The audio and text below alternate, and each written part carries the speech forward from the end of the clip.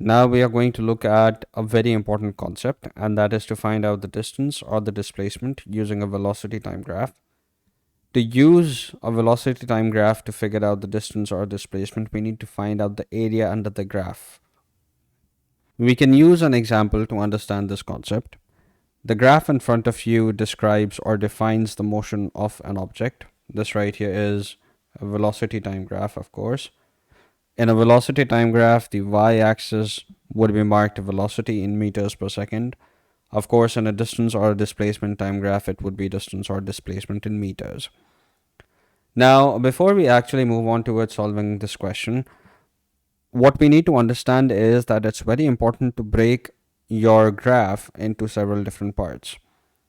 Now, if I try to figure out the area of this combined shape, we cannot do that. Why? Because this is not a regular shape. It does not have a formula. So before we move on, it's very important to define the shapes and the formula for areas that you need to remember. So the very first one is a rectangle. The formula for area of a rectangle is length times breadth. So if this say, let's say for example, this right here is a rectangle, one of the sides is going to be the length, the other side is going to be the breadth. Then you have a square. Square is essentially a rectangle but with the same base and the length, not base, length and breadth.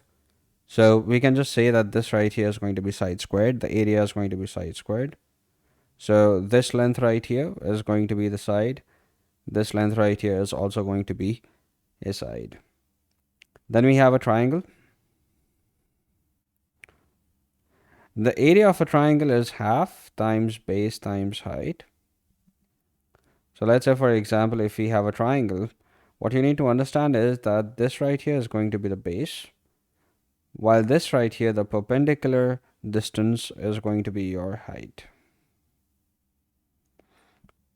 The next shape that you need to remember is a trapezium.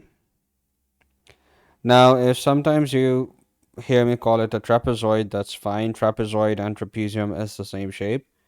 A trapezoid is essentially a set of parallel lines with a set of non-parallel lines as well. A shape which has four sides. One set of sides is going to be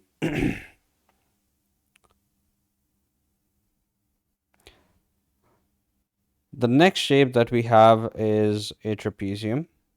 Well, if you hear me call it a trapezoid, that's completely fine. Trapezium, trapezoid, it's the same shape. Trapezoid is essentially a quadrilateral, means it's a shape with four sides, where two of the sides are parallel to each other. So you've got a set of parallel sides and then you've got a set of non-parallel sides. All right, of course, none of the sides are going to be equal. So essentially that's the way it works. Now the formula for the area of a trapezium is half times height, where height is this distance right here between the two parallel lines times the sum of parallel lines. So this right here is the sum of parallel lines. So let's say, for example, this line right here is A, this line right here is B, and this right here is H. So the final formula is going to become half into H into A plus B. That's the area of a trapezoid. So, having discussed all of the important formulas for areas of different shapes, let's define each shape. So, you've got A, which is a triangle, B, a trapezium, C is a trapezium, D is a triangle, E is a triangle, F is a rectangle, and G is a triangle as well. So, let's find out their areas. All right, so let's find out the area for A first. A is a triangle, so half times base, which is 6 times height, which is going to be 17. So 2 and 6 cancel out to give me 3. 3 times 17 is 51 meters. That's A. Let's go for B. B is a trapezium, so it's going to be half times height. Height is the distance between the two parallel lines, so 10 minus 6 is going to be 4, times the sum of parallel lines, which is going to be 17 plus 10. That's 27 cancels out to give me 2 times 27, which is 54 meters. Then you've got Charlie, which again is a trapezium. So it's going to be half times distance between the sum of two parallel distance between the parallel lines. So that's the distance between 10 and 12, which is going to be 2 times the sum of parallel lines, which is just simply 29 plus 10. So 29 plus 10 is going to be 39. All right, so 2 and 2 cancels out. So that gives me 39 meters. Then we've got D, which is a triangle. Now that's going to be half times base. Base is the distance between 14 and 12. That's 2. And height is 29. All right, so this complete length right here is 29. So again, 2 and 2 cancels out to give me what? That gives me 29 meters. Let's go for echo, E. E is again a triangle. So half into distance, the base is 1 and the height is 16. So 1 times 16, that cancels out to give me 8 meters. F is a rectangle with length into width. Length is 4, width is 16. So 4 into 16 will be 64 meters. Then you've got G right here, which is again is a triangle.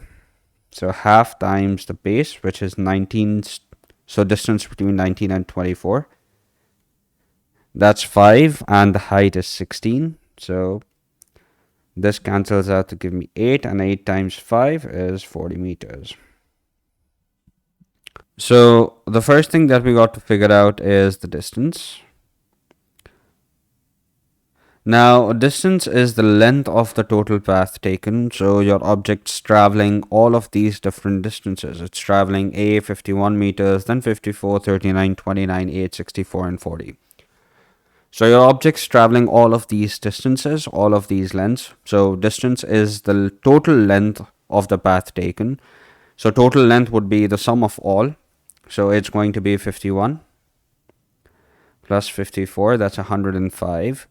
105 plus 39, that gives me 144, plus 29, that gives me 173, plus 8, that gives me 181, plus 64, that gives me 245, plus 40, that gives me 285. So 285 meters is going to be the total distance traveled by this object right here. Then we've got the displacement. Now, displacement is a little different. For displacement, what you need to understand is that you are still going to find out all the different distances for all the parts. So A, B, C, D, E, F, and G are all relevant to finding out the displacement. The difference is that A, B, C, and D have positive velocities. So your object was traveling forwards when it was traveling the distances A, B, C, and D. So E, F, and G is now where you're going to draw the distinction that over here the velocities were positive and over here the velocities are negative.